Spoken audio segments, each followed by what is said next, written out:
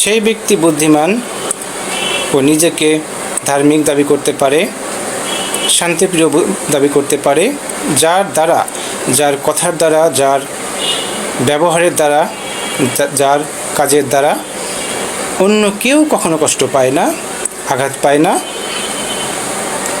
হতাশায় ডুবে যাওয়ার চেষ্টাও করে না, সর্বদা নিজের প্রতি বিশ্বাস রাখে, অন্যের উপকার করে এবং পৃথিবীতে শান্তি বিরাজ করতে পারে সেই পরিবেশ সৃষ্টিতে চেষ্টা করে। এমন মানুষই হচ্ছে সর্বশ্রেষ্ঠ মানুষ, শান্তিপ্রিয় মানুষ আমরা তাদেরকে বলতে পারি।